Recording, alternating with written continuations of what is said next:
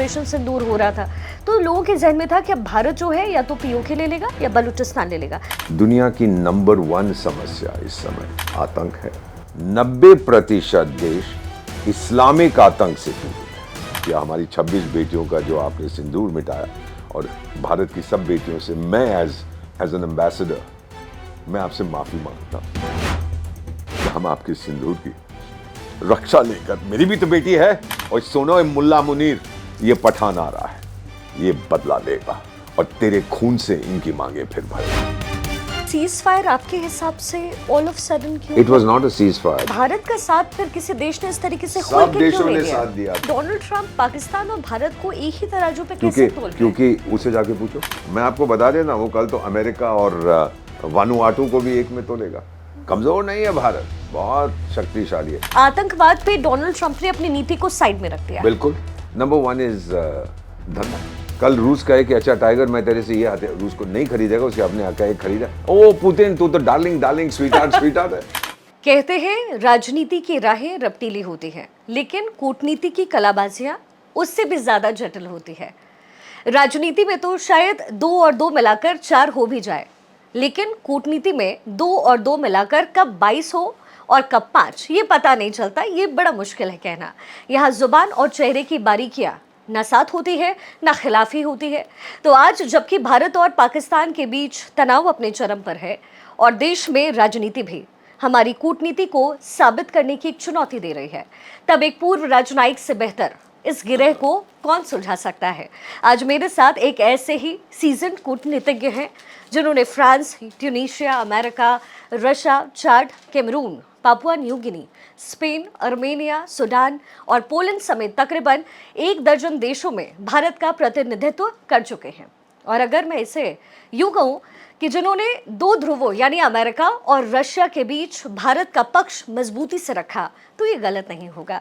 मैं बात कर रही हूँ दीपक वोरा जी की, जो इस समय मेरे साथ मौजूद हैं। सर बहुत बहुत स्वागत है आपका। आपने इतनी तारीफ कर रही, सोच रहा था किसकी बात कर रही है। सर आपकी बात सब कर रहे हैं। मैं तो एक साधारण बेटा हूँ अपनी माँ भारती का। सर भारत में जिस तरीके से इस युद्ध के बाद नॉन अलाइड पॉलिसी क्या भारत ने फॉलो किया? क्योंकि हमने देखा सर नॉन अलाइंड, हाँ, क्योंकि सर आपने अभी जिस तरीके से आपने जिक्र किया कि भारत कैसे महाशक्ति बन रहा है, लेकिन क्या मध्यस्थता या फिर जिस तरीके से रशिया और यूक्रेन युद्ध के बीच में एक अलग थलग भारत नजर आया, क्या ये वजह है कि भारत के साथ बाकी देश खड़े नहीं? दोनों देशों ने हमसे कहा जाके बात करो। अब दोनों देश हमसे बात करना चाहते, बाकी बड़ी बड़ी जो महाशक्तियां हैं, America, I know this for a fact, उसने बोला आप जाके जरा पुतिन को बोलो ठोके ना इनको। तो मैंने कहा टाइगर तुम क्यों नहीं बोलते? आप जाके बोलो। बोले हम तो उसको गाली दे रहे थे। मैं कहा किसने दी थी? किसने बोला गाली दो?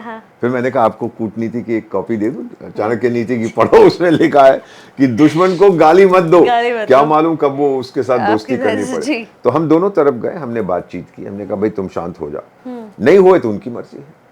मध्यस्थता बेटा तभी होती है जब दोनों जो पार्टीज हैं वो मध्य, you know, I don't know what the Hindi word is, हम कहते हैं कि भाई मीडिएशन तभी चलता है if I am willing to be mediated. अच्छा मीडिएटर। हाँ, अगर मैं आप और मेरे बीच में कुछ चल रहा है, वो जो आपके टेक्निकल एक्सपर्ट हैं वो मध्यस्थता करेंगे, तो I should be willing to be मध्यस्थोफाइड ना, so you should be willing to be मध्यस्थोफाइड। अगर हम मध्यस्थोफाई होने के लिए तैयार नहीं है तो क्या मध्यस्थता? लेकिन सिर्फ भारत का साथ फिर किसी देश ने इस तरीके से सब देशों ने साथ दिया था। दे वर ऑल वेरी हैप्पी, क्योंकि अफ्रीका के देश जहां पर मैं काम करता हूं मुझसे ये पूछते हैं, and I am not joking, कि साहब ये यूक्रेन कहाँ है? मैंने कहा क्यों, क्या हो गया? कहते सर हमारी देखिए कीमतें यहाँ बढ़ रही हैं, हमें तेल की कमी है, हमें फर्टिलाइजर, फूड फ्यूल फर्टिलाइजर, ये हमारा क्या लेना देना है उस जंग से? अरे आपस में ठोको पीटो, हम क्यों तंग कर रहे हो? So this is why, आप जब कहती ना nobody stands with us, we don't want people to stand on the rooftop, शोर मचा मैं भारत के साथ हूँ, क्या फायदा?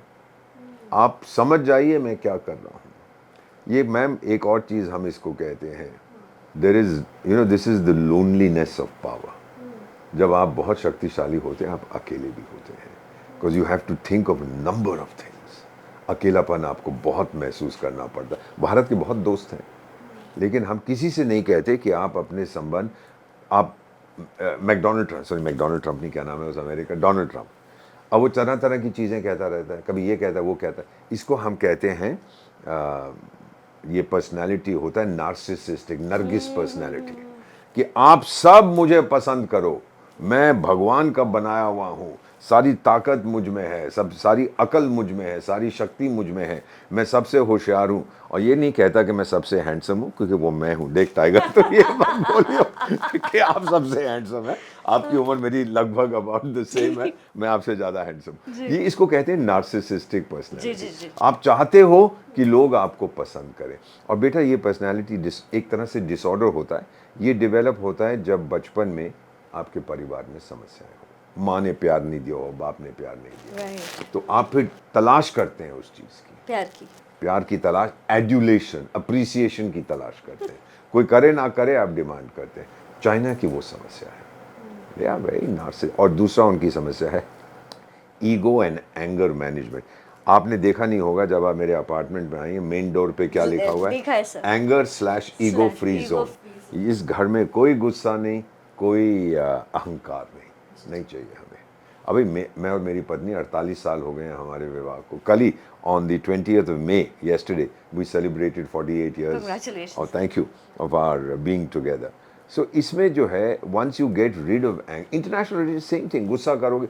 अच्छा, वियंतियान लाओस में मीटिंग हो रही है, बहुत साल हो गए, 10-15 साल। और ये जो चाइना का भी फॉरेन मिनिस्टर, जो हमेशा लगता है उसको कब्ज हो गया है, उसका चेहरा अजीब सा है, तो मैं उसका नाम नहीं, वंगी लंगी मंगी ऐसा ही कुछ उसका नाम है। तो ये जो है, मैं भूल जाता हूँ ना नाम, बुढ़ा हो गया। और जैसे उनका प्रेसिडेंट भी है, tingling ping pong ding dong, कुछ ऐसे उसका नाम है।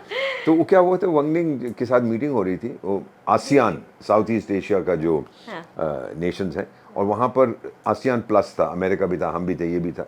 तो किसी ने उससे पूछा कि भाई दक्षिण चाइना सी में टाइगर, तुम लोग इतनी बदमाशी क्यों कर रहे हो? चीन के विदेश मंत्री से कहा। वो तो आग बबूला हो गया। उसने कहा, तेरी ये मजाल, छोटा सा देश होके तू तो पिस्सू है, मैं शेर हूं, समझ जा, मुझसे सवाल मत पूछा कर। You don't do this in international relation. अकल नहीं है, घमंड कि मैं इतना बड़ा हूं, मैं सब कुछ कर सकता। टाइगर, मानते हैं तू बहुत बड़ा है, तेरे को कोई इज्जत नहीं देता। You China, you are suspected, India is respected.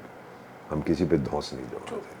Do you understand what I am Yes, sir, saying? yes, sir, तो ये चाणक्य ने हमको लेकिन सर सिखाया। फिर डोनाल्ड ट्रंप पाकिस्तान और भारत को एक ही तराजू पे क्योंकि कैसे तोल रहे हैं? क्योंकि उससे जाके पूछो, अगर उसको पता है, वो कल, मैं आपको बता देना, वो कल तो अमेरिका और वानुआटू को भी एक में तोलेगा। उसका क्या फर्क पड़ेगा उसको? हेजदार चाहिए ना, नार्सिसिस्टिक तो पर्सनालिटी। चाहिए क्या सर उनको, क्योंकि कुछ नहीं बाजार चाहिए, तो हमारे मार्केट पास चाहिए, है, और तो क्या? लेकिन वो बाजार तो सर हमारे पास है 140 करोड़ 100%, का। 100%। लेकिन Then- पाकिस्तान का उसको मर्सनरी फौज भी तो चाहिए ना।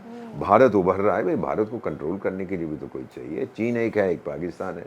और पाकिस्तान से मैं आपको बताता हूँ, जब अफगानिस्तान में जंग हो रहा था, ये सोवियत संघ के टाइम में, चलो पाकिस्तान ने मदद की, उसके बाद फिर तालिबान के अगेंस्ट शुरू हो गए। वो क्या नाम था, ओसामा सन ऑफ लादेन ने जो कुछ किया था, मैं वहीं था इन 2001, या मैं वहीं पे था।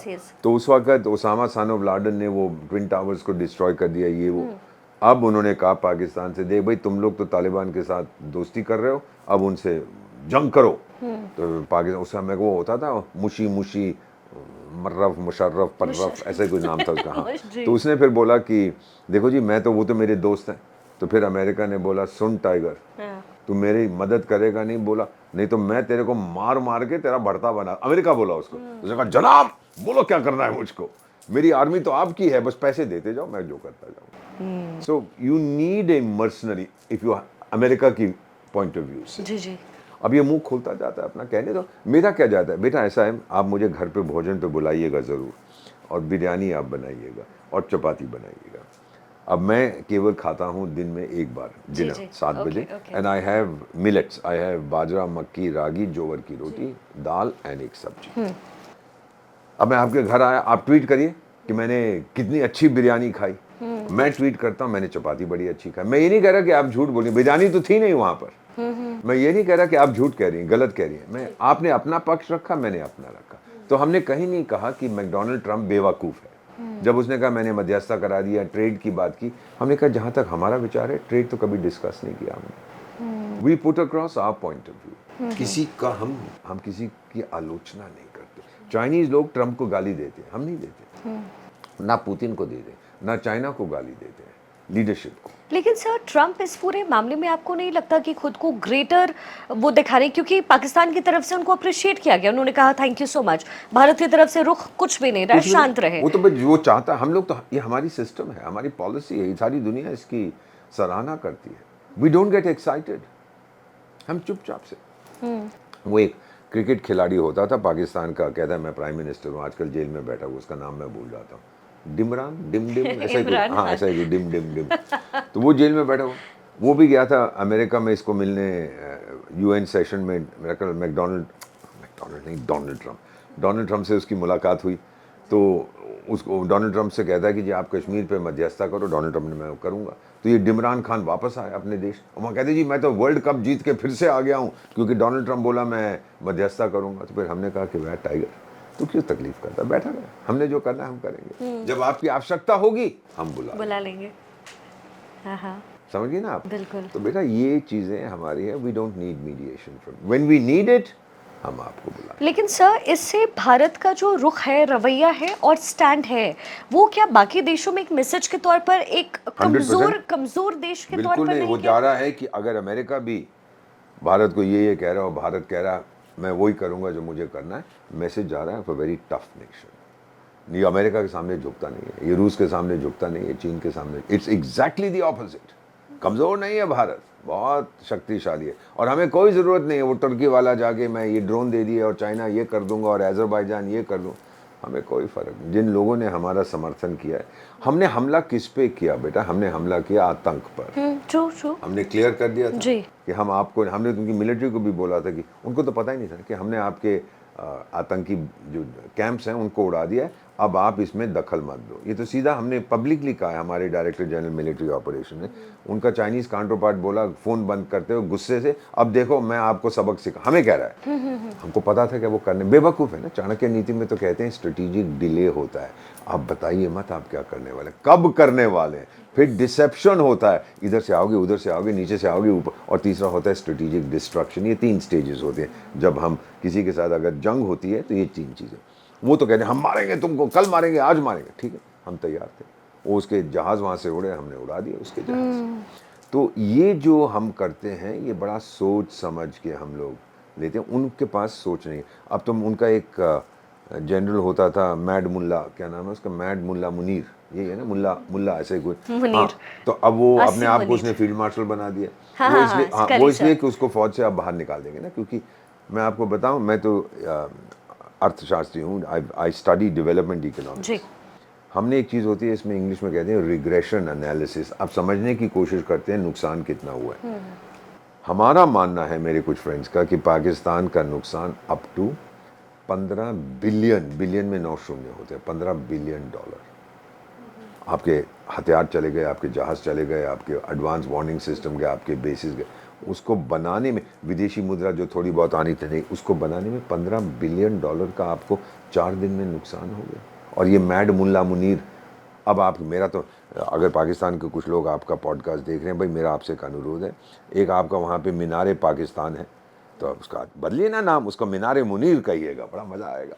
और फिर वो बनाइए आपका, जिस दिन इसको आपने फील्ड मार्शल बनाया, उसको पाकिस्तान विक्ट्री डे डिक्लेयर करिए, घोषित करिए, आपकी नेशनल असेंबली बिल्डिंग को बोलिए बिल्डिंग मुनीर, और मुनीर को एक और अवार्ड दीजिए, वो सितारा वतारा लगाते हैं, सितारे दहशत वो भी लगाइए, फिर एक यहाँ लगाइए सितारे बेवकूफ़ी, जितने सितारे आप उसको लगा सकते हैं सब अवार्ड्स दीजिए। Point is this one man, बेटा फिर वो ईगो की मैंने बात की, एक व्यक्ति ने अपने देश का इतना नुकसान करा, मिला क्या उसको, कुछ भी नहीं। At the end of this क्या मिला, हाँ अब वो आर्मी चीफ नहीं रहेगा, हट जाएगा, फिर दूसरा आर्मी चीफ आएगा। लेकिन सर आईएमएफ से तो फंड मिला। नहीं, आईएमएफ से फंड बेटा पहले का, उनका तो पुराना लोन था ना, उसकी एक कड़ी मिली है, और आईएमएफ में नेगेटिव वोट नहीं होता। वो सिर्फ हम एब्सटेन करते हैं, जो मेंबर्स हैं, जो वोटिंग है, मैं तो काम किया हूँ उस एरिया में, तो वो हम लोग एब्सटेन करते हैं, और एब्सटेंशन ही का मतलब होता है कि आप इसकी मुखालफत करें, you are oppose to the. लेकिन कहना कि मत दो, वो सिर्फ अमेरिका कर सकता है, उसके पास उतनी वोटिंग राइट्स है। अगर हम ओपनली कहें मत करो, जितनी हमारे पास परसेंटेज पावर है जिनकी, उतनी अमेरिका की सबसे ज़्यादा है, केवल वो कह सकता है कि मत करो, सब उनकी सुन। देखिए मैकडोनल्ड ट्रम्प रहे ना, आज राष्ट्रपति है, कल नहीं होगा। जाहिर है। अमेरिका तो रहेगा ना। It's still the greatest country in the world after my own. मैं तो हमेशा ये कहता हूँ कि पावर उनके पास बहुत है, इंटेलेक्चुअल पावर बहुत है, मिलिट्री पावर है, इकोनॉमिक पावर है। So America is there. आप उसको यू कांट से कि गैप हो जा। जो लोग अमेरिका की मुखालफत करते हैं, मैं आपको ये चीज़ बताऊँ, 800 करोड़ दुनिया की आबादी है, उसमें से आप 34 करोड़ अमेरिकन को निकाल दीजिए, जी। बाकी 750 करोड़ जो है ना, अगर अमेरिका का सबके लिए फ्री वीज़ा, सब वहाँ भाग जाएंगे क्योंकि वहाँ डेवलपमेंट चाहिए, कंफर्ट चाहिए, पैसा चाहिए। सर, इस समय ट्रम्प जिस तरीके से तुर्की और इसके साथ बांग्लादेश के साथ अपनी पींगे बढ़ा रहे हैं, रिश्ते बढ़ा रहे हैं, कैसे आप मार्केट देख रहे हैं, और भारत का काउंटर स्ट्राइक क्या कोई होना फर्क चाहिए? नहीं पड़ता। बेचना आपने वो जो बांग्लादेश का क्या नाम है, मोहम्मद यूसुफ खान नहीं, जो भी उसका नाम है, यूनुस। हाँ ऐसा ही कुछ है। हाँ। वो तो हिलरी क्लिंटन, बिल्लू भाई क्लिंटन का खनसामा होता था ना, चौकीदार या घर में कपड़े वपड़े धोता था, तो उसको नोबेल प्राइज दे दिया। ये वो हथियार बेचना चाहता है, बेच, मेरा क्या जाता है। जी। आपका दुश्मन मैकडोनल्ड ट्रम्प साहब मैं नहीं हूं, आपका दुश्मन रूस नहीं है, आपका दुश्मन चाइना है, वो आप खुद कहते हैं। अब आप चाइना के साथ भी दोस्ती करना चाहते हैं, करो। आपके लिए एक चीज़ है, धंधा। कहते हैं you are the baron of business, लेकिन आपकी अब मुलाकात हो रही है with the nawab of negotiation, जिसका नाम है, जो गुजराती है, टाइगर। गुजरातियों से मत नेगोशिएट कर, वो दे आर वेरी टफ। आपने इसे खुद ही कहा कि is a very tough negotiator. तो बांग्लादेश से करना है, नेपाल से करना है, श्रीलंका से करना है, जिससे जो करना है कर, मुझे कोई फर्क नहीं पड़ता। आज भारत में जामवंत ने मेरा आत्मविश्वास जगा दिया है। आज मुझसे पंगा मत लेना, that's all that I want. आप करिए जो करना है। आप तुर्की को भी हथियार बेचिए। आप आजकल तो वो सीरिया को क्या कहते थे, वो जो जुलानी फुलानी है वहाँ पर, ये तो नंबर 1 आतंकी है, ये वो, फिर जाके अरे what a handsome darling sir, what darling. Was that? मैं इसको समझ ही नहीं पाई। मेरा ख्याल है, क्योंकि सर आतंकवाद पे डोनाल्ड ट्रंप ने अपनी नीति को साइड में रख दिया। बिल्कुल। तो उसके काउंटर उसके स्ट्राइक नंबर वन इज धंधा। कल रूस कहे कि अच्छा टाइगर मैं तेरे से ये हथियार, रूस को नहीं खरीदेगा, उसके अपने कहे खरीदा, ओ पुतिन तू तो डार्लिंग स्वीट हार्ट है। और पिंग पोंग बोलेगा जी मैं आपसे ये बंदूकें खरीदो, ओ डार्लिंग तू तो तो ये वापस जाके सबको बोलेगा मैंने कतार को बेचे, सऊदी अरेबिया को बेचे, यूएई को बेचे, तुर्की को बेचे, देखिए जी मैंने इतनी सारी नौकरियां बना दी, मैं तो भगवान हूँ, मैं तो भगवान का रूप हूँ। So don't take it seriously, you take it seriously because ये दुनिया के सबसे शक्तिशाली देश का राष्ट्रपति है, और वहाँ का सिस्टम ये है, राष्ट्रपति जो फैसला करता है वही करते हैं, वहाँ की फौज वही करती है, वहाँ की सरकार वही करती है। लेकिन मेरा मानना है कि जब ये धंधे का बात, ये बंदे की बात खत्म हो जाएगी, जितने हथियार बेचने बेच देगा, यूक्रेन को बेचेगा, इधर बेचेगा, उधर उसके बाद ठीक हो जाएगा। इसको कितना समय, 24 घंटे में अपने 5 बार बयान बदल देता है। तो ये तो छिपकली की तरह है ना, गिरगिट की तरह जो रंग बदलते रहते हैं। So I have seen him, I have heard him, I've walked closely. I can't say कि मेरा जिगरी दोस्त है, but you know I've observed him. हाँ। तो ये चीज़ें कहता है, but we don't take it serious. We are very mature. ठीक है। अब सर बांग्लादेश हमारा ऑल वेदर फ्रेंड रहा। यूनुस सरकार में पाकिस्तान के साथ, वो पाकिस्तान जिससे को तोड़ के हमने बनाया, भारत ने बनाया, आज बांग्लादेश हमें आंखें दिखा रहे। इसके पीछे सर क्या यूएस की कोई स्ट्रैटेजी है, चाइना की स्ट्रैटेजी कहते हैं कि यूएस को वो सेंट मार्टिन आइलैंड चाहिए था, वहाँ पर वो बनाना चाहता था बेस, हाँ बांग्लादेश का, ताकि बांग्लादेश और म्यांमार की जॉइंट ओनरशिप है। राइट तो म्यांमार को भी पटा रहा था, बांग्लादेश को भी, पर शेख हसीना नहीं मानी, उसको निकाल दिया था, ये कहा जाता है। शेख हसीना ने खुद कहा था कि पश्चिमी राजदूत, शायद अमेरिकी राजदूत ने कहा था भाई सेंट मार्टिन हमको दे दो, कहती है मैंने नहीं दिया, तो मुझे पता था कि मुझे निकाल देंगे, निकाल दिया। चलिए, अब द सिचुएशन इन बांग्लादेश जो मैं देख रहा हूँ, पाकिस्तान के साथ जितनी मर्जी दोस्ती करो, लेकिन मैम एक तो हेगल ने कहा था, जो बहुत बड़े फिलोसोफर थे, कि हर इवेंट इतिहास में 2 बार होता है। पहली बार होता है ट्रेजेडी, दूसरी बार होता है फार्स। वही फार्स अब हम देख रहे हैं। बांग्लादेश में जो लोग हैं 60 साल, 70 साल, 80 साल के, उनको याद है पाकिस्तानी फ़ौज ने उनके साथ क्या किया था। ये 10,000 यंग फेलो जो बड़े इस्लामिक बन गए हैं, एट्सेट्रा एट्सेट्रा, ये ज़्यादा देर तक नहीं चलेगा। सो ट्रम्प जो मर्जी करे, जितने मर्जी हथियार दें बांग्लादेश को, आजकल वो बेवकूफ़ का जुनून बना हुआ है यूसुफ खान का, नॉर्थ ईस्ट इंडिया में ये हो जाएगा, वो हो जाएगा। और टाइगर, जिस दिन मेरा जो पेशेंस है ख़त्म हो गया, तो 2 तमाचे मारूंगा और तू गिर पड़ेगा पानी में। 90 साल का हो गया, अब चला जाएगा कहीं जाके सऊदी अरेबिया में, रोज़ बैठ के वहाँ अल्लाह अल्लाह अल्लाह कर, क्या बकवास कर रहा है, तो क्यों टाइम वेस्ट कर रहा है अपना। So I don't think I am concerned about this. America हथियार बेचेगा जो खरीदना चाहते हैं, शैतान भी खरीदना चाहेगा उसको बेच देगा, वो धंधे वाला है।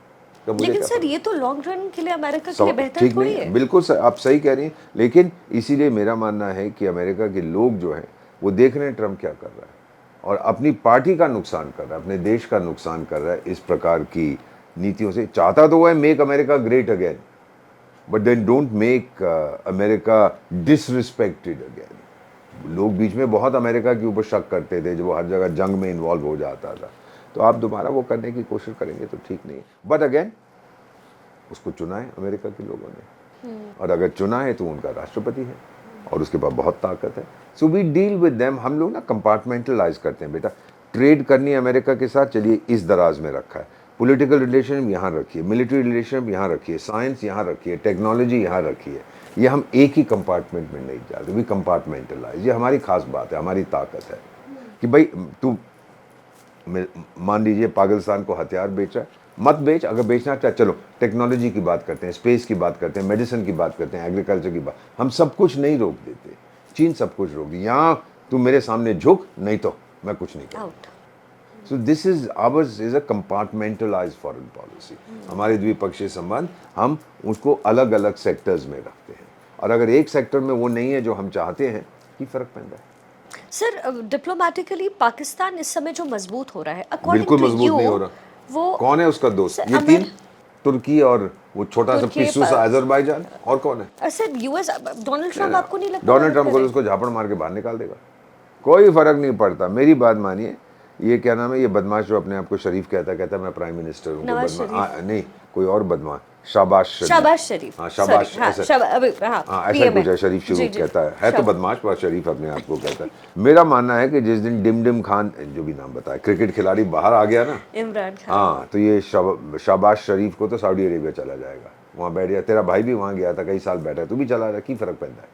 और फिर डिम डिम खान, ये बड़ा पॉपुलर है, ये डिम डिम खान पूरे देश में। जी। तो ये अगर प्राइम मिनिस्टर बन गया तो हैप्पी बर्थडे। और उसकी ट्रम्प से बिल्कुल नहीं बनती है, वो गाली गुली देता है कि ट्रम्प ने मुझे निकाल दिया था, ये पता नहीं तो क्या सर वो क्या। पाकिस्तान ट्रम्प का क्या ही कर लेगा, कुछ यूएस नहीं, का क्या कर कुछ लेगा नहीं वो? ना, यूएस उसका कुछ करेगा। आपस में गाली गलौज होता है, फिर बोलेगा यूएस, देख यार मैंने ये नया जहाज बनाया है, चाहिए? हाँ चाहिए। Oh my darling darling sweet heart sweet heart. Iran में जब शाह ईरान होता था, बड़ी मज़ेदार आपको बात बताता हूँ, वो जो ईरान इराक का जंग भी हुआ था, वो जंग हुआ था शाह के जाने के बाद, ये मुल्लों के साथ। उससे पहले Shah Iran in the decade of the 70s, उसने उसका एक ही उद्देश्य था, जो उसका ऑयल मनी था 73 के बाद जो उसको पैसा आना शुरू किया, उसने अमेरिका से वो हथियार ऑर्डर किए जो अभी तक बने भी नहीं थे। तो अमेरिकन, बाद में मेरे फ्रेंड्स जब मैं वहाँ पोस्टेड था कहते थे वो बेवकूफ़ था यार, वो इतने पैसे हमको देता था, हमारा क्या जाता है। हम उससे तेल खरीदे थे $1 करोड़ का, मिसाल के तौर पे वो $1 करोड़ हमसे कहता मुझे ये हथियार दो, ये हथियार। हमने कहा जी वो हथियार तो बने नहीं, कोई बात नहीं, जब बनाओगे मुझे दे। उसका आइडिया ये था कि मैं ईरान को अमेरिका के साथ जोड़ के दुनिया का नंबर 3 पावर बना दूंगा, यूनाइटेड स्टेट, सोवियत संघ और ईरान। हुआ क्या, शहनशाह तो बड़ा, वहाँ अमेरिका जाते थे, डांस करते थे प्रेसिडेंट के साथ और उनकी वाइफ के साथ, ये बड़े बड़ी, ओ शाह ईरान, शहनशाह शहनशाह। और जब वहाँ पे क्रांति आई तो फिर ये फ़ोन किया अमेरिका को, मैं शाह ईरान बोल, ईरान ईरान हाँ ईरान हाँ, वो तुम लैटिन अमेरिका में हो ना कहीं पर, आउट यार। कोई किस उसको लिया नहीं, अल्टीमेटली इधर गया उधर गया, फिर शायद बहामास पहुंच गया था जब बीमार था, तो बहामा वाला बोला $5 मिलियन दे तब तेरे को लैंड करने देंगे। फिर उसने वहाँ लैंड किया, फिर घूमता रहा, फिर मर गया मोरक्को में या कहीं जाके, उसको फिर पनाह मिली, फिर वहाँ मर गया। फिर उसके, मेरा ख्याल उसके अभी भी बॉडी वहीं कहीं पड़ी है। कहने का मतलब है मैम, जो अपने आप को एक टाइम में बहुत शक्तिशाली समझते हैं, जब बदलती है ना, एक हवा का झोंका आता है, ले जाता है, वो सुनामी बन। मैं सूडान में आपका राजदूत था 5 साल, मेरा बहुत दोस्त था उमर हसन अल बशीर जो राष्ट्रपति थे। जब मैं जा रहा था, वापस आ रहा था, he gave me Sudan highest national honour, जिसको कहते हैं the order of the 2 Niles. और मुझे बताया नहीं था क्योंकि मेरे को अलाउड नहीं है स्वीकार करना। मैं नहीं कह सकता यार मैं नहीं ले सकता, लिया बाहर आके, उसको प्रोटोकॉल वाले को बोला भाई ये ले ले, मुझे नहीं चाहिए, I am not allowed to. चलिए हो गई कहानी खत्म। तो ये जो मेरा इतना दोस्त था, और लोग इसको 30 साल से तो राष्ट्रपति था, कोई हाथ नहीं लगा। आप देख लीजिए, जेल में है, कैंसर है, और इंटरनेशनल क्रिमिनल कोर्ट चाहती है इसको भेजो, क्राइम्स अगेंस्ट ह्यूमैनिटी, कोई इसकी परवाह नहीं कर रहा। सूडान में तो आग लगी हुई है, गृह इस तरह वो गृह युद्ध चल रहा है। सिमिलरली मैंने उसका भी देखा था, ईदी अमीन का, जब वो भी मैं फील्ड मार्शल, ये वो तो शायद कॉर्पोरल था, उसने तो आधे, अब कॉर्पोरल से मैं कैप्टन, कैप्टन से मेजर, मेजर से कर्नल, 5-5 मिनट के बाद फिर फील्ड मार्शल बन गया। फिर पूछा फील्ड मार्शल से भी ऊपर कुछ होता? लोगों ने कहा टाइगर कुछ नहीं होता। फिर उसने उसको भी स्वीकार कर लिया, तो उसको भी देखा, वो भी भाग गया वहां से, वो भी सऊदी अरेबिया चला गया। बहुत बुर्किना फासो में मैंने देखा, जिम्बाब्वे में रॉबर्ट मुगाबे 1980 जब जिम्बाब्वे आज़ाद हुआ, वो तो हमारा हीरो था। मुगाबे सब बाद में पागल हो गए, उसको भी निकाल दिया। तो ये मैंने बहुत बार देखा, बहुत देखा है कि जो सोचता है कि जो वो लुई कैथोर्स फ्रांस वाले ने कहा था आपके मुआल दिलूश, कि मेरे बाद तो सुनामी आएगी, बाढ़ आएगी। और टाइगर, यू नो समथिंग, मैं आपसे एक मज़ा चीज़ बताता हूँ। मैं पेरिस से अपनी पहली पोस्टिंग ख़त्म करके एयरपोर्ट जा रहा था टू टेक द फ्लाइट, मुझे वियतनाम मेरी ट्रांसफर हुई। तो मुझे याद है कि एयर इंडिया का जो मैनेजर था वहाँ पर, फ्रेंच चैप, वो कहता कि can I drive you to the airport. I was a junior officer. कहता मैं आपको छोड़ के आता हूँ एयरपोर्ट। मैंने कहा ओके। तो मुझे ले जा रहा, कहता दीपक, तो बहुत, आई वाज व्हाट 23, 24, 25। तो कहते Deepak I want to drive you past some place. कहता I like you very much, but एक जगह से मैं आपको ले जाना चाहता। मुझे अभी तक याद, उसका नाम बोरिस था, फर्स्ट नेम, सेकंड नेम भूल गया हूँ। तो वो मुझे एक कब्रिस्तान सेमेट्री के पास ले गया। कहता है दीपक एक चीज़ ज़िंदगी में याद रखियो, जो भी अपने आप को इमॉर्टल, अमर, बहुत शक्तिशाली समझते थे कि हमारे बिना दुनिया का क्या, वो सब यहाँ सो रहे हैं, इसको याद रखेगा। बोरिस थैंक यू, वो मैंने हमेशा याद रखा कि अपने आप पे इतना घमंड मत करो अपनी ताकत पर, क्योंकि एक दिन वहीं जाके सो जाना है आपने। You know I still remember, मेरे को लगा कि वो असली योगी था, वो भी अब पता नहीं जिंदा है कि नहीं, I don't know where he is, but he taught me this lesson जो मैं याद करता हूँ। सर, तालिबान के साथ भारत अपने कनेक्शंस बढ़ा रहा है। तालिबान से मेरी क्या दुश्मनी है? हाँ, तो सर लेकिन ये स्ट्रैटेजी काम आएगी भारत को? बहुत काम आई है, आप देख लीजिएगा। अब हमने पानी बंद कर दिया पाकिस्तान का, वो इंडस वाटर का सिस्टम जो, वो तो हमारे है। हमने कहा है कि जब इंडस वाटर ट्रीटी में एक चीज़ है कि लोग कहते हैं जी उसमें आप टर्मिनेट नहीं कर सकते, क्लॉज नहीं है, पर एक उसका बाप है which is a convention on treaties, उसको हम कहते हैं द ट्रीटी ऑफ ट्रीटीज़, जिसमें लिखा है जब हालात बदल जाएं आप उसको रद्द कर सकते हैं। हालात बदल गए हैं, आतंक आ गया, ये आ गया, डेमोग्राफी चेंज हो गई, ज़्यादा लोग आ गए, कम लोग आ गए, we can change it, no question about it. और फिर आपको बता दूं मैम, सिंधु नदी जब जाती, यू नो सिंधु बिगिंस, देखिए आप तो बहुत ऊंचे परिवार से संबंध रखते हैं, मैं तो अपने आप को दलित कहता हूँ क्योंकि मिक्स्ड ब्लड। मेरी माँ गंगा की इज्जत हम करते हैं, इतनी नहीं है जितनी सिंधु है, जो शिव जी की चोटी से निकलती है, जो निकलती है फ्रॉम मानसरोवर। सिंधु निकलती है, फिर लेह में जाती है, कैलाश मानसरोवर, लेह होती हुई फिर जाती है, फिर पाकिस्तान की तरफ जाती है, पाकिस्तान ऑक्यूपाइड कश्मीर, जो हमारा कश्मीर उसने ले लिया, फिर वापस आती है कि नहीं जाऊंगी, फिर कहते चलो माफ़ किया, चली जाती। समुंदर अरेबियन महासागर में पहुंचने से 10 या 20 किलोमीटर पहले वो सूख जाती है, क्योंकि सारा पानी निकाले। फिर क्या होता है, जब सूख जाती है समुंदर का पानी, नमकीन पानी आता है, तो वहाँ एग्रीकल्चर नहीं होता। तो इसीलिए अब जो हमने पानी बंद कर दिया, सिर्फ सिंधु का नहीं किया, उसकी पांच और जो उंगलियां हैं उनका भी बंद हो जाएगा। और फिर अफगानिस्तान से काबुल नदी, मैं तो गया हूँ वहाँ, काबुल नदी भी बड़ी शक्तिशाली है, वो अटॉक खैबर पख्तूनख्वा में सिंधु से मिल जाती है। अच्छा। और उसको बहुत पानी देती है, अब वो भी बांध बना रहे। हमने कहा टाइगर बनाओ, कोई बात नहीं, हम बना देंगे आपके लिए। तो अटॉक जो काबुल नदी है, इसमें कुनार नदी है और एक अलिंगार नदी है, 3-4 अपना पानी इसको देती हैं, ये फिर अपना पानी जाके दे देती है सिंधु को। और अगर ये पानी भी बंद हो गया तो then there's no point, agriculture खत्म हो जाएगा पाकिस्तान में। जी। अभी तो कटोरा लेके वो पैसा मांगते हैं, फिर वो कहेंगे अरे भूखा हूँ, अल्लाह के नाम पे कुछ दे दे, पेट में दे दे, वो भाई यही उनका, सब लोग यही करेंगे, दे दे खाना खाऊंगा।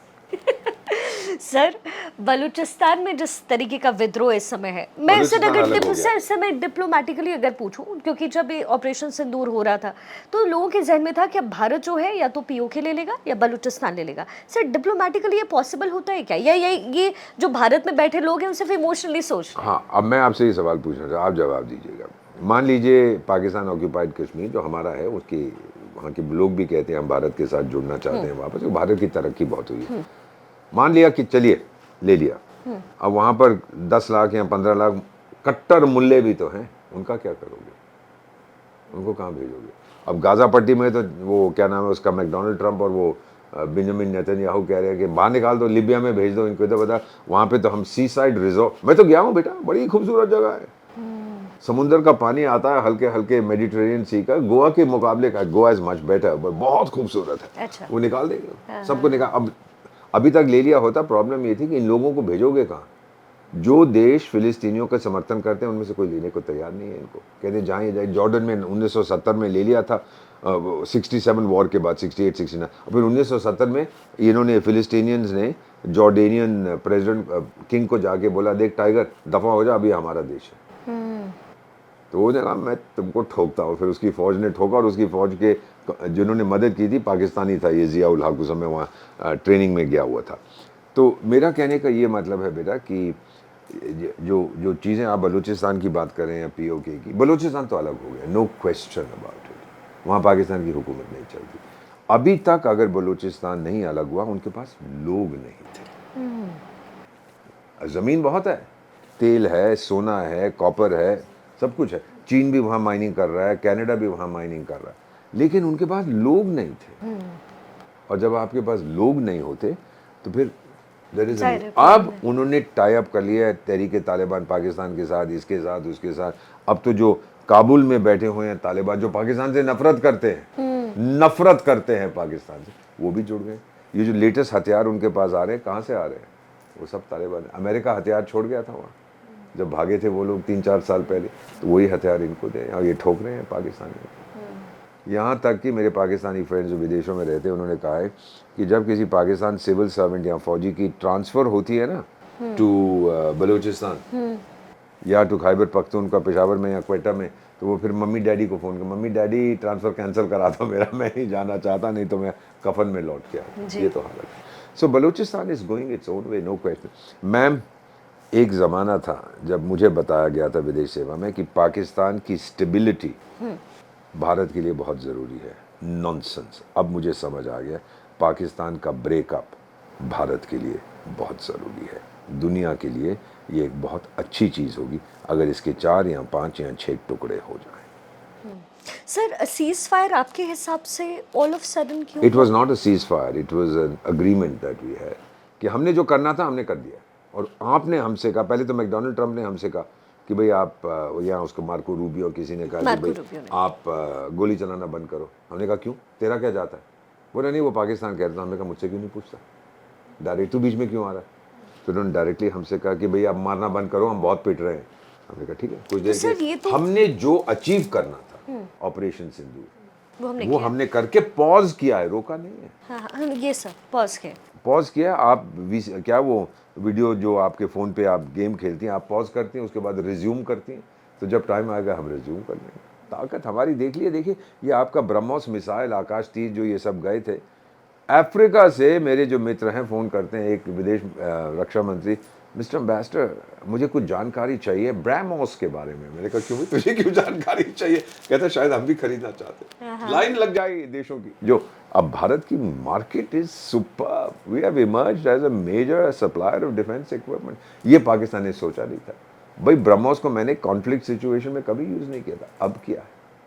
तो अब तो सारी दुनिया कहती है कि टाइगर आप तो बड़े तगड़े हैं। हमने कहा कि आपको कोई शक था पहले? देखिए लोग बात करते हैं बेटा देश की कॉम्प्रिहेंसिव नेशनल पावर की, मैं बात करता हूं भारत के कॉम्प्रिहेंसिव नेशनल विल पावर। बिल्कुल। और आज एक तिरंगे के पीछे 140 करोड़ निकल चुके हैं।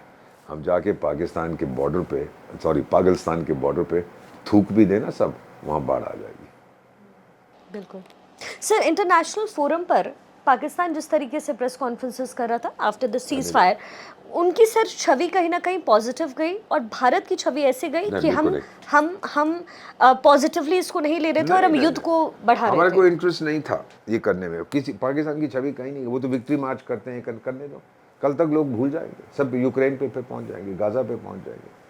भाई जो हमने कैलकुलेट बताया ना कि $15 बिलियन का नुकसान एक आदमी ने करा है, 9 शून्य होते हैं। जो नुकसान उसको हुआ है इस 4 दिन के अंदर, $15 बिलियन। जो हवाई जहाज नष्ट हुए, एडवांस वार्निंग सिस्टम नष्ट हुआ, न्यूक्लियर उसकी जो फैसिलिटीज़ वहाँ उसने छुपा के रखी थी। 1 जनवरी हर साल को हम एक्सचेंज करते हैं, भाई मेरे न्यूक्लियर फैसिलिटी रिएक्टर्स यहाँ है, पावर प्लांट तेरा वहाँ है, मैं तेरे को नहीं ठोकूंगा, तू मुझे मत ठोकी।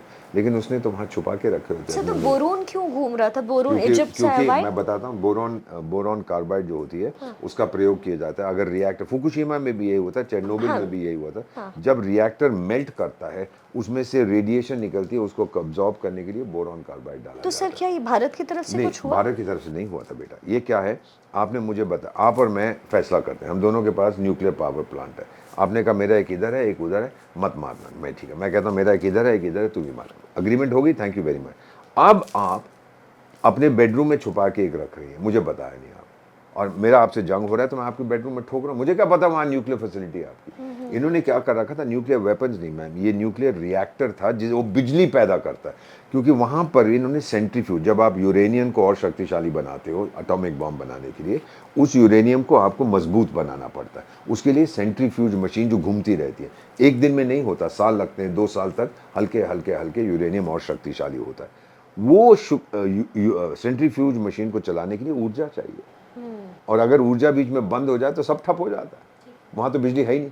तो उन्होंने ही एक अपना न्यूक्लियर रिएक्टर वहाँ रखा हुआ था नूर खान बेस आप बात कर रहे हैं शायद? बिजली बनाने के लिए। हाँ।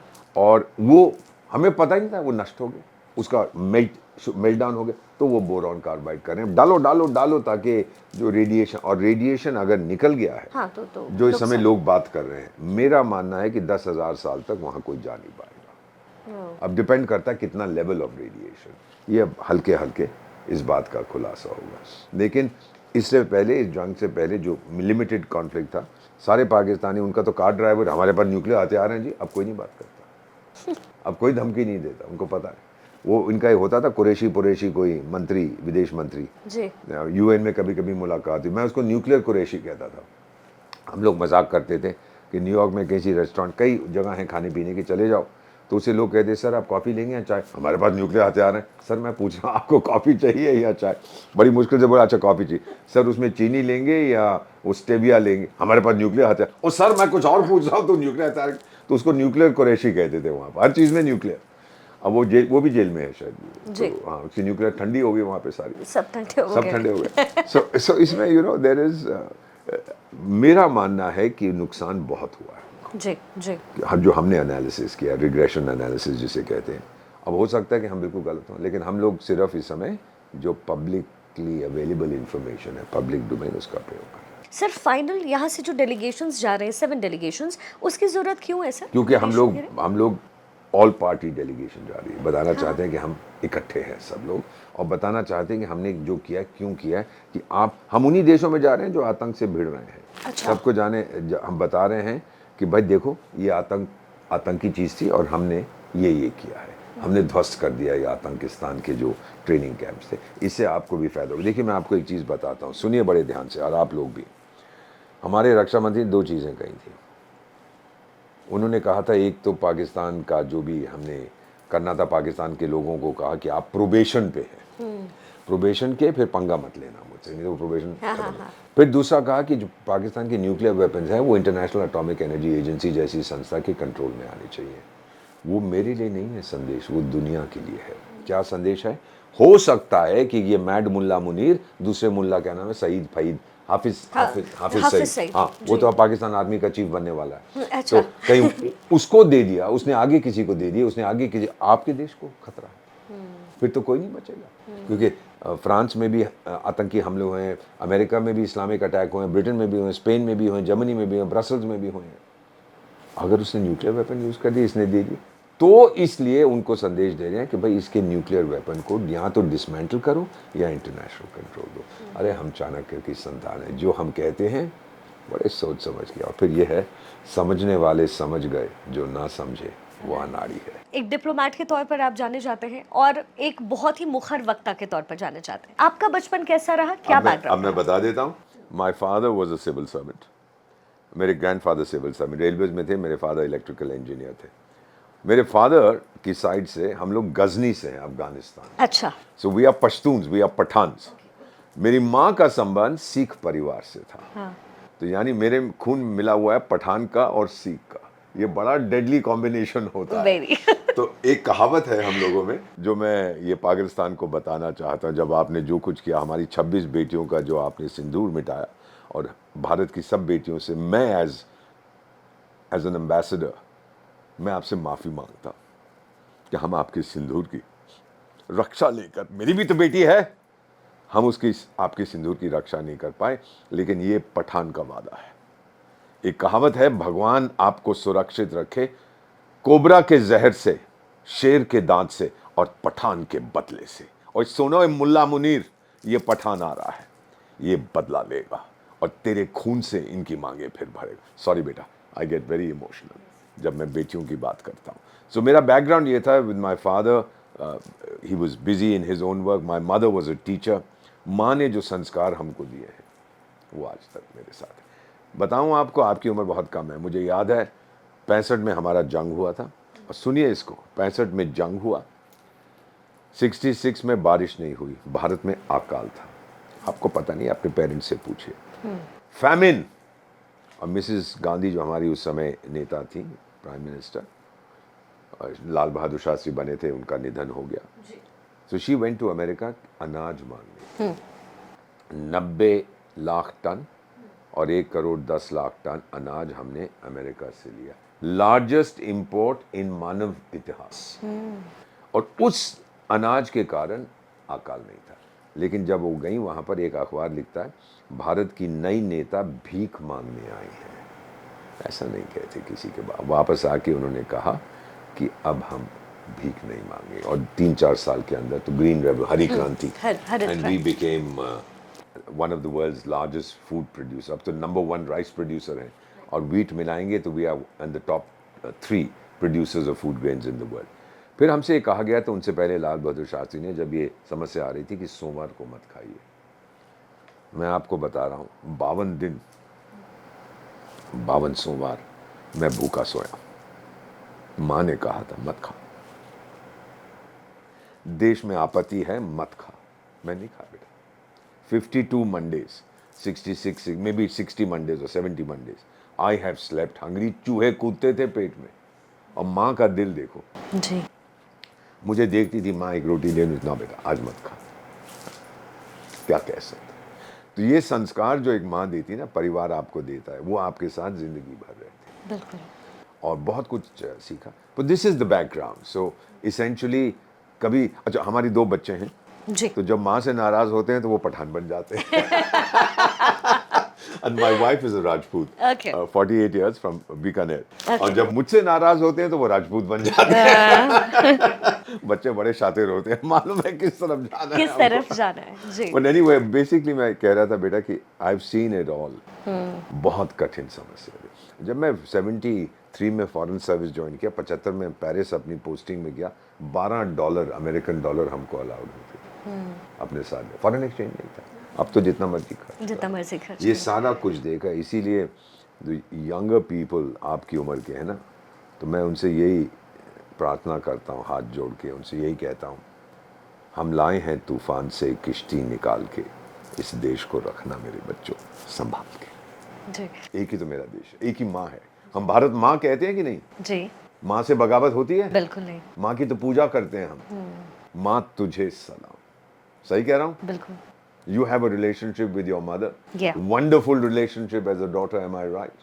माँ पे भरोसा करती है, माँ आप पे भरोसा करती जी। है। आप माँ को धोखा नहीं देंगे, माँ आपको धोखा नहीं देगी। ये आंखें मम्मी की हैं या पापा की? ये आंखें पापा की है sir. Thank you so much sir, आपने बहुत खूबसूरती से और बहुत ही डिप्लोमेटिकली क्या सेंस होता है, इंडिया क्या स्ट्रेटजी बना रहा है, इस पे आपने बहुत ही अच्छे से चर्चा की। बहुत बहुत शुक्रिया सर। आपने मुझे मौका दिया, thank you very much. Thank you so much. आप तो हमारी बेटी की उम्र से भी कम है, बट थैंक यू। जी, thank you sir. Thank you.